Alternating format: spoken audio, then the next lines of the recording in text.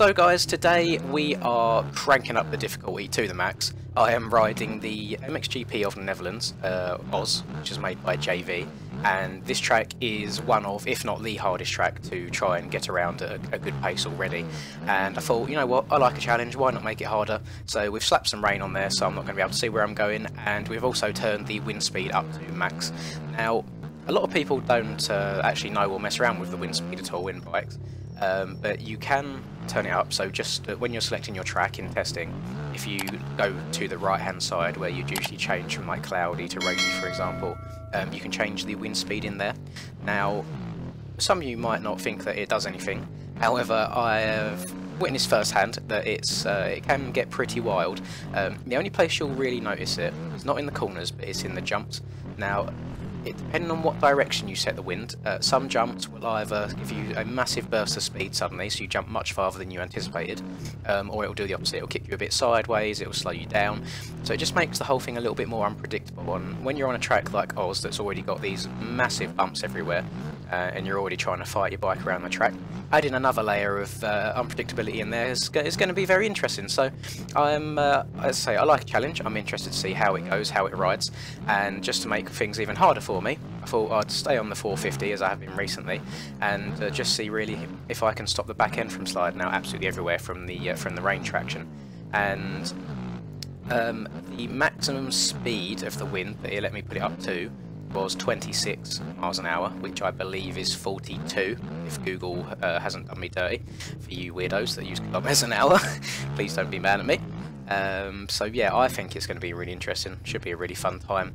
I've only ever done one online race that's had wind and rain as well, and that was on Forest. And you know, Forest isn't a hard track by any means, but once I mean, it was a very big lobby, so the track got pretty rough and eroded. Well, as rough as Forest can get really, and it was just really fun. So like that big triple in the middle of the track, it would suddenly just give you a massive speed boost on the takeoff of that because of the direction the wind was pushing you, and you'd just overjump it by so much. But I would actually love to have some races, even professional races, where they get the wind involved, because the very rare occasion you get to do a wet race, everybody hates them because everybody loves their traction. But I think I'm pretty good when it comes to trying to keep traction in these games. I'm pretty good with my trigger finger. I don't get too wild on it. Obviously everyone has their moments where they'll get a bit overexcited and the back end will step out, but I think for the most part I'm pretty good. I mean, I haven't got the controller overlay on in this video unfortunately, but if you watched other videos with my controller overlay on, you could be able to see how progressive I try and use the throttle just to stop the back end from sliding out. And when you're on these 450s, that is such an important thing as well. Like these bikes are wild. I know everyone always wonders what bikes are the fastest and this, that, and the other. I think when it comes to 450, it's got to all be personal preference, because they've got so much power. There's just absolutely no way to utilise all of it at any time. Mini jump cut there. Just had the phone ring whilst trying to record in typical fashion. Yes, as I was saying about the 450s, like it's so personal preference. It's so hard to say which one is the best. I switch so many times. But when it comes to 250s, I usually either stick to the CR or the Kawi, just because that's what I believe are the fastest and I feel most comfortable on. When it comes to 450s, however, I am absolutely lost. I've settled with the CR recently just because I feel like it fits my riding style quite well. I can bob the bike around the track. I'm not sure if you've ever watched videos of like GoPros, for example, of like Brockton in Supercross. You can see how kind of smooth and controlled he is on the throttle coming out of the turns, and that's kind of what I try to ride like on the 450s, just to roll on the throttle and usually just like be a gear higher than everyone else usually would, and it works really well. Certain tracks that are quite slippery, it works in my favour. Flat corners, it helps a lot as well. Some tracks it's a bit of a disadvantage, but it's just everyone's got their own riding style. That's what I really like about MX bikes in general as well, is it is viable to ride in more than one way. I've seen people on controller that go around turns tapping the stick to turn rather than holding the stick, like continuously tapping it multiple times to go around the turn, and I just enjoy that. I like that there's not just one way to go fast in the game, and I think that really adds to the simulation side of things. Not going to get into a debate about MX Simulator versus MX Bikes. Please don't do that in the comments. I hate seeing those comments, and just as much as I hate people asking the question which game is better, it's always to each of their own. They're both very, very good games. They're both games that I have spent far too much time on. And I'm getting closer and closer to that 1,000-hour mark on this game now. I had a comment the other day that it kind of got under my skin a little bit. Usually I'm pretty good at just like letting comments go over my head and not reading into them too much. This one was something like, because I'd said that I was getting close to the 1,000-hour mark in one of the other videos, and the guy said something along the lines of, right, you need to go outside and ride for real, mate, like 1,000 hours, that's sad. And I just wanted to reply something like, yeah, you're watching me play the game rather than either playing it yourself or going outside to ride. I just didn't, I don't know. Some people, they do perplex me in this. You get all kinds of weird and wonderful people in this YouTube thing. I feel like I've... oh God, I was waiting for my game to crash there. I hate them moments where the bike just starts glitching out. You never know what's going to happen. But I feel like I've come across every sort of person there is to come across now already. And I've only been doing it for a couple months, so, you know, it is what it is. I'm going to go on a little bit of like a tangent here, not talking about what the video is about at all. This whole YouTube thing has been so good for me.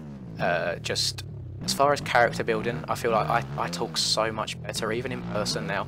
Like I'm an introverted person anyway. Like I don't go outside a whole lot, so you can imagine that when I do socialise, sometimes it's quite hard to kind of keep conversation going and things like that.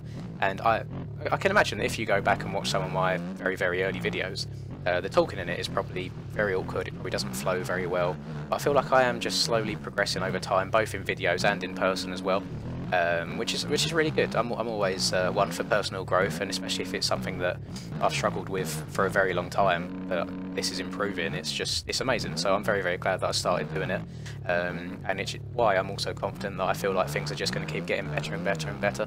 Obviously the conversation will be better in videos, the flow will be better, and I think it will just make better content all round. So I'm very, very excited. What I might have to do is maybe if we get like a year in, go back and watch some of the very first videos and just see how awkward they are. I feel like I hate watching myself. It's quite difficult sometimes when I go back and edit, listening to myself back, because I just cringe so much. But it's not the end of the world. It's one of them things that you just kind of have to learn to deal with. And I see comments from guys every now and then saying like, oh, you've got a soothing voice, or you sound like really nice, and it's always heartwarming, but it's very hard to see that in yourself. And I feel like that's just a human trait. Like none of us are ever completely happy with how we are. There's always something that we don't like about ourselves. Some things we can't change, some things we can. But it is what it is. I'm learning to kind of not love myself a bit more. I'm learning to accept the voice and the talking, and it's I don't find it quite as cringe anymore. Although granted, saying that, there's people that I work with that know I do YouTube things, and they ask for like the channel name, and I just refuse to give it out because I don't think I could bear to be in the room anymore when they see me kind of commentating over motocross video games. But I'm very, very glad that I started doing it. My only regret is not doing it sooner, because I would if I was doing this back in my old sim days, maybe 5-6 years ago, I can only imagine like where the channel would be at now. I think it would be so good, and such a big channel in general, really. And that's what I'm hoping for. I'm very excited in things that are coming up. We've got the new MXGP game coming at the end of this month, which I will be buying and doing some videos on. I'm hoping that will bring some new traction to the channel, a different audience as well. MX Bikes isn't going anywhere, do not worry, it's still going to be around, it's not going to disappear completely. I think it'll just be nice to sprinkle in a different game every now and then as well. And God knows, one day when MX vs ATV Legend comes out, I'll download that and give it a play as well. I think it'll be quite nice adding some variety of games to the channel. And so it's always can be a little bit tough sometimes getting a bit creative with MX Bikes only, but been doing all right up to this point. I'm sure I'll keep it going. Even when I had to touch on like grey areas, for example, such as riding the mini bikes before they became a public download, and so I know the CBMX bikes get a little bit of stick every now and then from being ripped from other games, and I just try and keep the content coming, and you guys seem to enjoy it and eat it up. So yeah, more than happy to do so. Happy to put myself out there, and oh come on, survive. So overall, I do apologise for the little rant. I feel like the video is probably getting on a bit now, but coming back to this whole challenge so far, I've not been setting the world alight. I'm pretty sure that world record time for this track in the dry, granted in perfect conditions, is like a 49, 48 maybe. So we're a hell of a long way off of that. But when you take into account the rain, you take into account the wind, and the fact that I'm trying to talk as well, so that's always a bit distracting. The lap times aren't the end of the world. I'm not sure if I've done the lap without crashing yet. I haven't slid out too much, which is really huge. I thought I'd be sliding out loads here in the rain, but it might not display too well on YouTube, and especially because I haven't got a controller overlay right now, which is really, really stupid of me. The wind is definitely kicking me in the air, either to the side of it or forwards and backwards. If you haven't tried using wind at all in the game, I'd just hop into a track like Forest, for example, a track that you know well and you know how the bike will react in certain jumps and corners, and just whack the wind up to max. As I said earlier, I think it's 26 miles an hour or 42 kilometers an hour, so pretty damn fast winds. I don't think I'd want to be riding in real life with winds like that. I did have a couple of occasions where I'd ride in some like bad winter conditions with heavy wind and rain, and the second you take off in the jump and the bike tries pulling itself away from you, it's such a scary feeling. But definitely give it a go in this game. It's a very weird feeling, but at the same time it just adds that extra layer of detail to the game, which I really enjoy. And yeah, I hope that one day we'll be able to do professional races or series with all sorts of weather types. I know everyone obviously has their like favourite tracks and they want to ride the track in the perfect conditions, but I do think it's good fun. I mean, there's an aerial motocross round on this Oz track here that I'm playing, and it was in perfect weather conditions, but the road was quite high, and the track at the end of the race literally became an enduro. Like, he was tiptoeing around the corners trying not to topple over, and even in some corners just missing all of the ruts completely, just trying to find smooth ground. And that's the sort of challenge that I like from these games. It's why I play enduro so much. I think enduro is such good fun. I've played enduro in literally every motocross game that has had it. It really helps on this game when it comes to low speed physics, trying to control the bike at low speeds. I've done exactly the same thing on MX Simulator when I was learning that game and trying to learn low speed physics as well.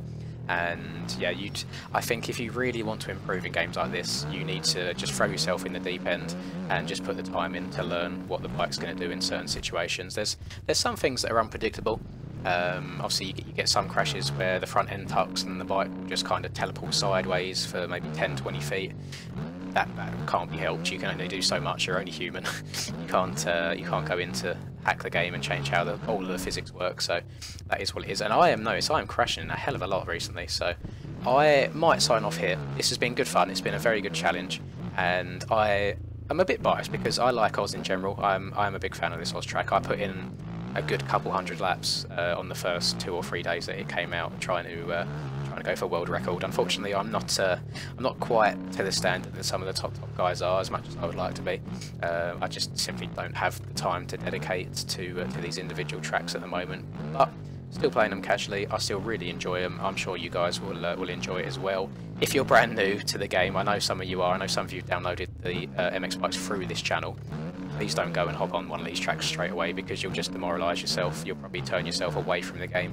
This is the sort of track that you really need to have a good amount of hours under your belt for. Once you've fully understood the game and you learn how it works, you've kind of worked your way up through the tracks like Forest and MX Bikes Club and Washington, for example, and then you can move on to these harder tracks. And sand tracks on this game are some of the best and most rewarding tracks there are. Lommel, Lierop, Oz, they're all very good.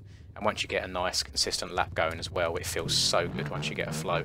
But overall, that'll do it from me. I know this has actually been a longer video than I'm used to recording recently. Usually I'm trying to keep them around the 10-minute mark. This one has gone on for a little bit, but overall, I really do hope you've enjoyed this video. Thank you so much for watching. Please drop a like if it's not too much hassle. It really helps the channel grow, and I appreciate it so much.